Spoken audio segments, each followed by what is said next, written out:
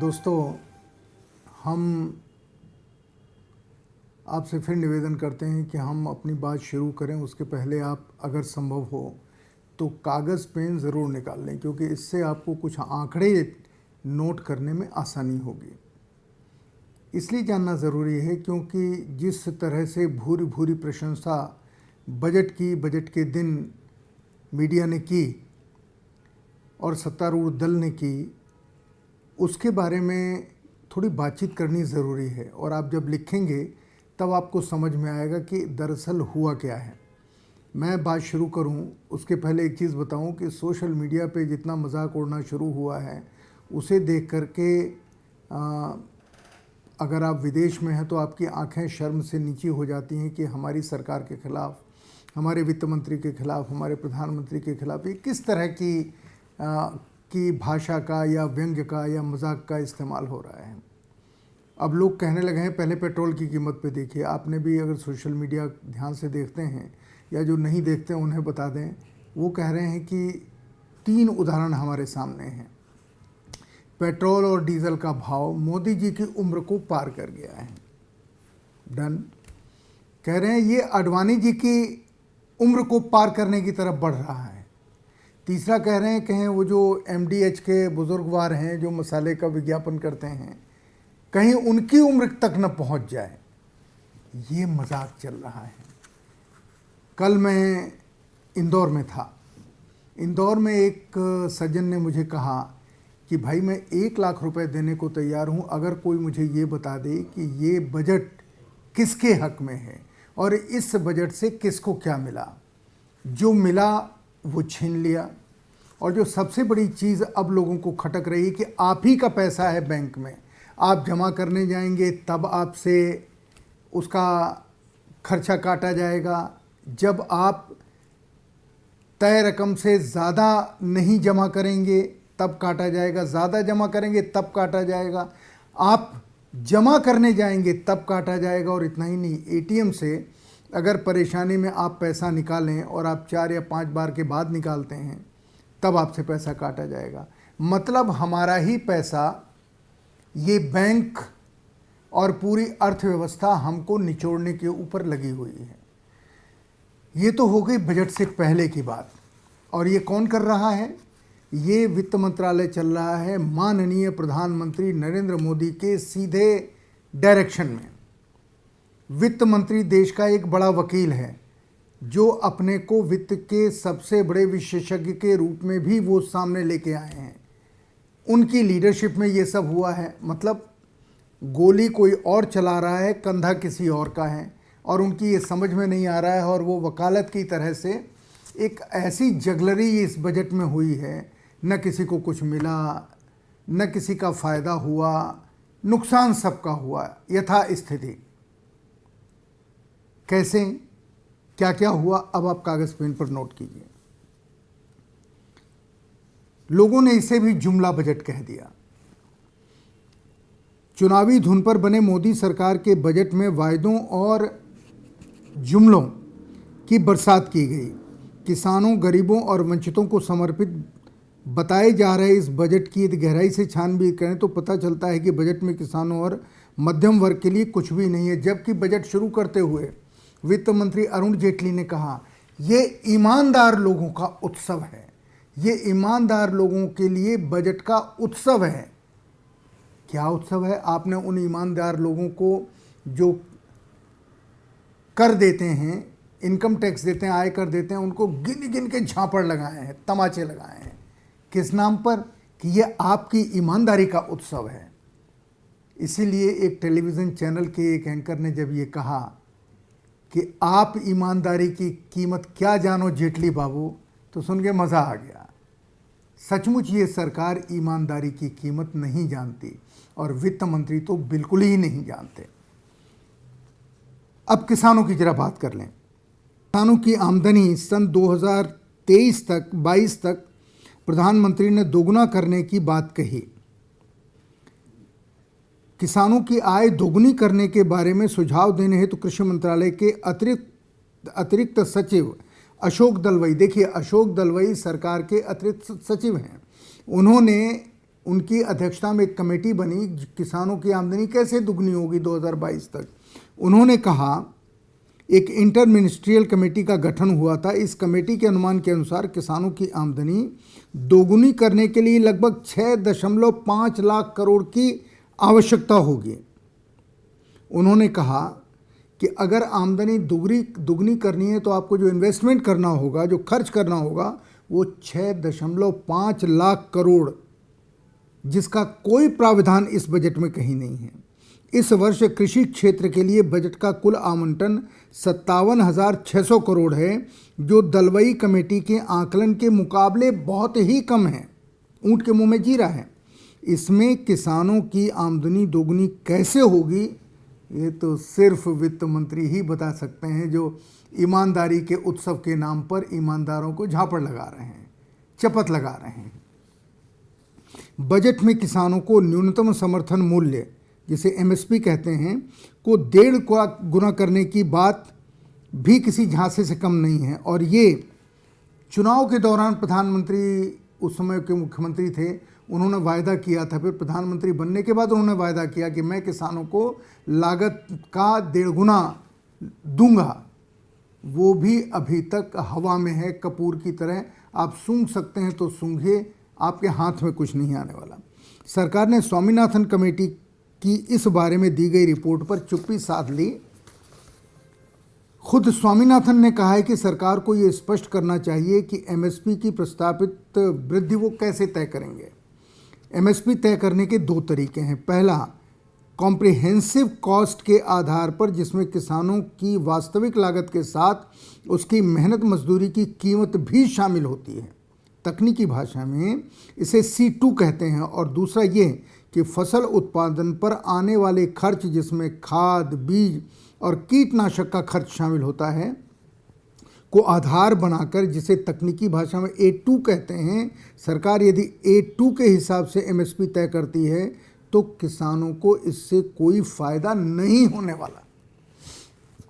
इसीलिए उन्होंने कहा कि सरकार आधार तो बताएं, किस आधार पर वो लागत में वृद्धि करने की बात कर रही है। इसी तरह मोदी सरकार की बहुप्रचारित फसल बीमा योजना भी किसानों के साथ की गई धोखाधड़ी ही साबित हो रही है। इस योजना से किसानों की बजाय बीमा कंपनियों को फायदा हुआ है। बीमा कंपनियों ने पिछले साल फसल बीमा के नाम पर किसानों से प्रीमियम के रूप में 23,004 करोड़ रुपए लिए हैं। 23,004 करोड़ रुपए लिए हैं, जबकि उनको बीमा राशि के रूप में मात्र 12,024 करोड़ रुपए मिले। इसी तरह सिर्फ 1 साल में बीमा कंपनियों ने किसानों से 10,000 करोड़ रुपए कमा लिए। किसानों को नहीं दिया, कमा लिए। ये फसल बीमा है। इस मामले में उत्तर प्रदेश के बरेली जिले का उदाहरण काफ़ी है और ये चर्चित हो रहा है कि बरेली में वर्ष 2016 के खरीफ के सीजन में 53,816 किसानों ने प्रीमियम के रूप में बीमा कंपनियों को 5 करोड़ रुपए अदा किए, जबकि कुल 1,208 यानी 1,208 किसानों को मुआवजे के रूप में 32 लाख रुपए मिले। अब आप इससे बीमा कंपनियों की लूट का अंदाज़ा लगा लीजिए। जरा सेना के नाम पर क्या हुआ है वो सुन लीजिए। चीन और पाकिस्तान से लगातार चल रहे तनावपूर्ण रिश्तों के बावजूद सरकार ने रक्षा बजट में केवल 7.81% की बढ़ोतरी की है, जो पिछले 55 साल में सबसे कम है।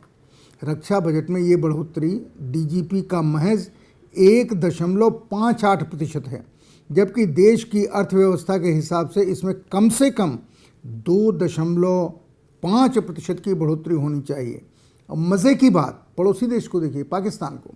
मज़े की बात, पड़ोसी पाकिस्तान के में रक्षा बजट जीडीपी का 3.5% है और इजराइल का 5.7%, जो इन दोनों हमारा गुरु बना हुआ है। इसका मतलब अगर युद्ध हो जाए तो हमारे पास क्या है क्या नहीं है समझ सकते हैं, क्योंकि रोज़ एक विचारधारा से जुड़े लोग पाकिस्तान को नेस्त नाबूद कर देंगे, चीन की गर्दन मरोड़ देंगे। और रक्षा बजट में आपने बढ़ोतरी कितनी की? 55 साल में सबसे कम। न हथियारों का नवीनीकरण हो पाएगा, न नए हथियार देश में बन पाएंगे। बस आपने कुछ प्राइवेट सेक्टर्स को घुसाने के लिए एक रास्ता खोल दिया कि हम प्राइवेट सेक्टर को भी हथियार निर्माण में शामिल करेंगे। ज़रूर कीजिए, फिर हार के लिए भी तैयार रहिए संभावित युद्ध की स्थिति में। बजट से मध्यम वर्गीय परिवारों के घर का भी बजट बिगड़ेगा, क्योंकि एमएसपी बढ़ने से खाने की कीमतें बढ़ेंगी, भोज्य पदार्थों की, और कई स्तरों पर महंगाई आसमान छूने लगेगी। बजट में कस्टम ड्यूटी बढ़ने से आयात महंगा होगा, जिससे इलेक्ट्रॉनिक गुड्स, मशीनें, मोबाइल, टीवी आदि महंगे हो जाएंगे। अब ये प्रधानमंत्री जी ही बता सकते हैं कि गैजेट्स की कीमत बढ़ने से उनका डिजिटल इंडिया का नारा कैसे सच होगा। सरकार ने बजट में 2 करोड़ शौचालय बनाने की घोषणा की है। सरकारी आंकड़ों के हिसाब से देखें तो 2 करोड़ शौचालय बनाने के लिए लगभग 3 लाख करोड़ रुपए की ज़रूरत होगी, जबकि इस हेतु विभागीय बजट में 1.35 लाख करोड़ रुपए ही दिए गए हैं। शेष रुपए या शेष रकम कहां से आएगी, इसका बजट में कोई उल्लेख नहीं है। और ये शौचालय वाली योजना, इस अच्छी योजना को इतना पलीता लगाया है, क्योंकि शौचालयों में मजाक नहीं है, लेकिन अधिकांश घरों में बकरियां बनती हैं, अधिकांश जगहों पर भूसा रखा जाता है या स्टोर का काम होता है। क्यों? क्योंकि पानी पीने के लिए जिस देश में नहीं है, जिन गाँव में नहीं है, उन गाँव में शौच के लिए पानी कहाँ से आएगा। बिना इसकी कल्पना किए हुए शौचालय बनाने का अभियान है। और वो शौचालय कैसे बने हैं, अगर किसी को देखना हो तो जैतापुर, जो प्रधानमंत्री का गोद लिया गांव है, वहाँ जाके देख सकता है कि गुजरात की कंपनियों ने वहाँ कैसे शौचालय बनाए हैं। शौचालय प्रधानमंत्री का ड्रीम प्रोजेक्ट, कैसे शौचालय बने, अब किसी का कोई नामो निशान नहीं है कहीं। या सांसदों ने जो गांव गोद लिए, पहले तो गोद लिए ही नहीं है, जो गोद लिए उनके यहाँ देख लीजिए कि शौचालय कैसे बने हैं। कुल मिलाकर इस पैसे की जितनी लूट हुई है वो आपराधिक है, लेकिन सरकार उसे नहीं पकड़ेगी, क्योंकि ये सरकारी अधिकारियों की मिलीभगत से लूट हुई है।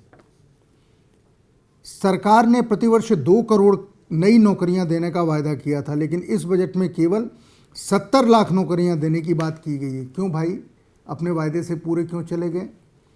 आप तो हर वर्ष 2 करोड़ नौकरियां दे रहे थे और बजट में आप सिर्फ 70 लाख देने की बात कर रहे हैं। क्यों? इसका मतलब आपने झूठ कहा था, झूठ कह करके लोगों से वोट लिया था, लोगों को लुभाया था।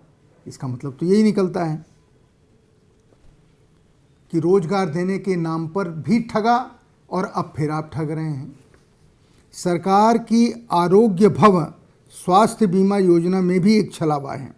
सच्चाई ये है कि अधिकतम राज्यों की अलग अलग स्वास्थ्य बीमा योजना पहले से ही चल रही है, जबकि इसके अलावा 13.25 करोड़ लोग प्रधानमंत्री सुरक्षा बीमा योजना से संरक्षित हैं। इस योजना में 12 रुपये सालाने के प्रीमियम पर 2 लाख का बीमा करना होता है, कवर होता है।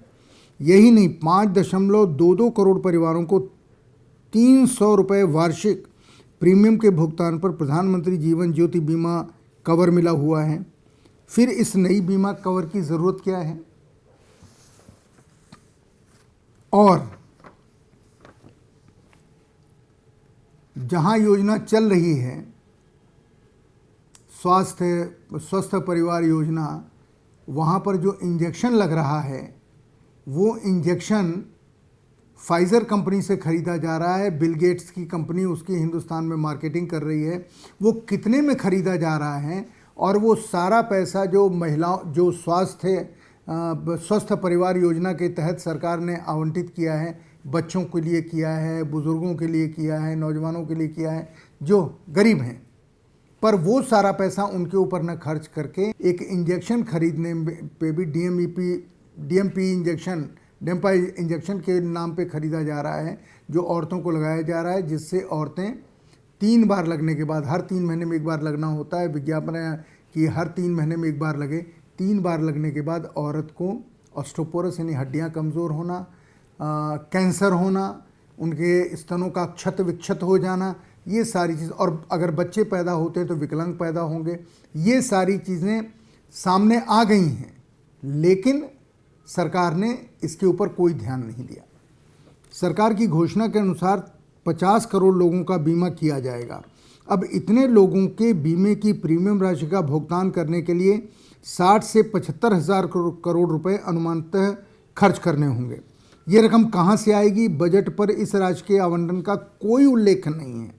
सच्चाई ये है कि अभी भी आम आदमी अपने इलाज का लगभग 70% खर्च खुद वहन करता है।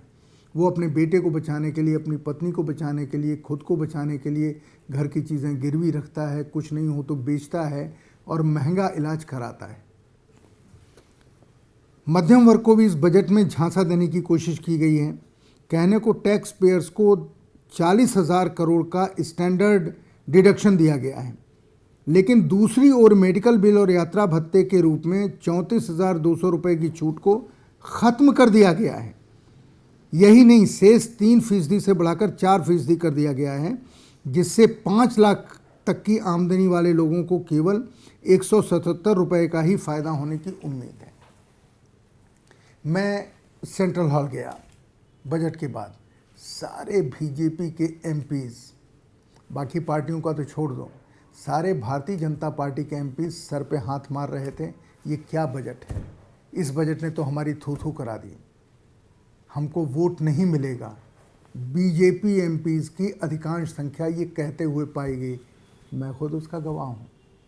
मैं आपसे इसलिए कह रहा हूँ कि सरकार अपने ही देश के लोगों के साथ क्यों छलावा कर रही है, क्यों जगलरी कर रही है, क्यों बातों का जाल बुन रही है, क्यों आंकड़ों की बाजीगरी कर रही है, ये समझ में नहीं आता। अरे बाबा, हम आपके हैं, आप हमारे हैं, हमने आपको चुना है अपनी खुशहाली लाने के लिए, उन सारी कमियों को दूर करने के लिए जो पिछले 10, 15 या 70 सालों में हुई हैं, पर आप उन्हें दूर करने की जगह उन्हें बर्बाद कर रहे हैं। आज सुबह यहाँ आने से पहले मुझे दिल्ली के होटल में एक व्यापारी मिले। एक मीटिंग के लिए मैं गया था, एक व्यापारी मिले।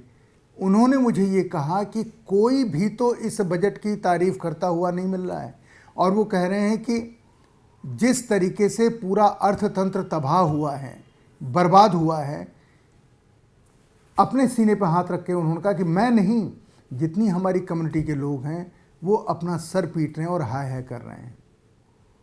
दिल्ली में व्यापारी कई दिनों से हड़ताल के ऊपर हैं, सरकार के कान पे जूं नहीं रेंग रही।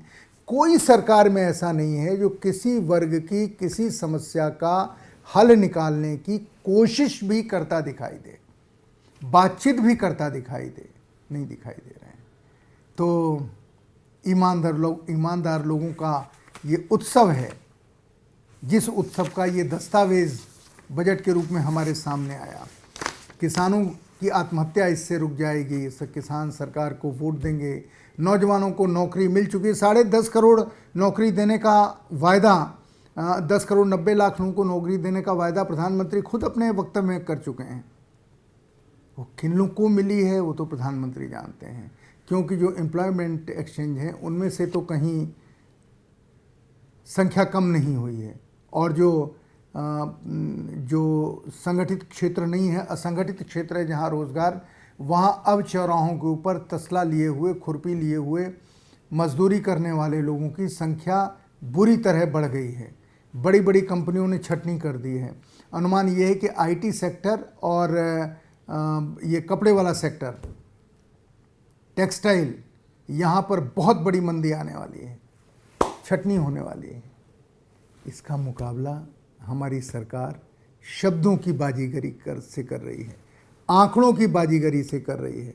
और आज एक सज्जन ने और कहा कि सत्यम ने यही किया था, ओवर इनवॉइस करके लोगों के दिमाग में सत्यम का एक गुब्बारा आसमान में उड़ाया था, पर कहीं पर तो वो फूटना है, वो फूटा और सब लोग जेल में हैं। ये सरकार भी कुछ वैसा ही कर रही है। क्षमा के साथ सरकार बहादुर, आपसे कहना पड़ रहा है कि आप जो कर रहे हैं ये कब सामने आएगा इसका सत्य, थोड़ा उस दिन का डर रखिए, तब इस तरह की बाजीगरी कीजिए जो बाजीगरी आपने इस बजट में की है। नमस्कार।